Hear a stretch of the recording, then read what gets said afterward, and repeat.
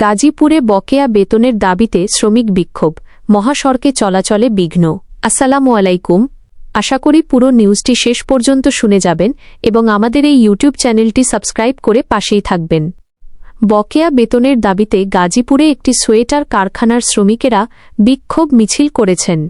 আজ সোমবার বেলা 11:30টার দিকে ঢাকা ময়মনসিংহ মহাসড়কের বোটবাজার এলাকায় তারা এ কর্মসূচি শুরু করেন।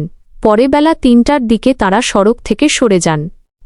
গাজীপুর নগরের গাছা এলাকার উইন্টার উল সোয়েটার লিমিটেড, দায়ু বাংলাদেশ শাখা, ইউনিট -3 হারিকেন রোড কারখানার শতাধিক শ্রমিকের 2 মাসের বেতন ভাতা বকেয়া আছে। বকেয়া পরিশোধের দাবিতে তাঁরা বেলা 11:30টার দিকে মহাসড়কে নেমে আসেন। এ সময় তাঁরা সড়কের এক পাশ বন্ধ রেখে মিছিল করলে যান চলাচলে ধীরগতি সৃষ্টি হয়।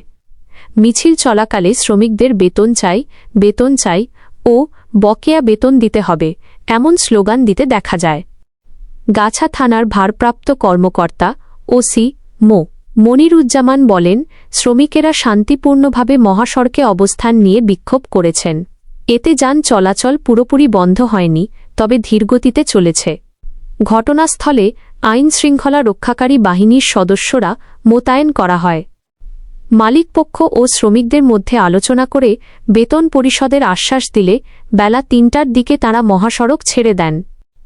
এদিকে বাংলাদেশ গার্মেন্টস অ্যান্ড শিল্প শ্রমিক ফেডারেশনের গাজীপুর মহানগর শাখার সভাপতি শফিউল আলম শ্রমিকদের বকেয়া বেতন দ্রুত পরিশোধের দাবি জানিয়েছেন। তিনি বলেন, শ্রমিকদের ন্যায্য পাওনা পরিশোধে সংশ্লিষ্ট কর্তৃপক্ষের জরুরি পদক্ষেপ নেওয়া প্রয়োজন। তবে এ বিষয়ে কারখানা কর্তৃপক্ষের সঙ্গে যোগাযোগের চেষ্টা করা হলেও তাদের কোনো বক্তব্য পাওয়া যায়নি।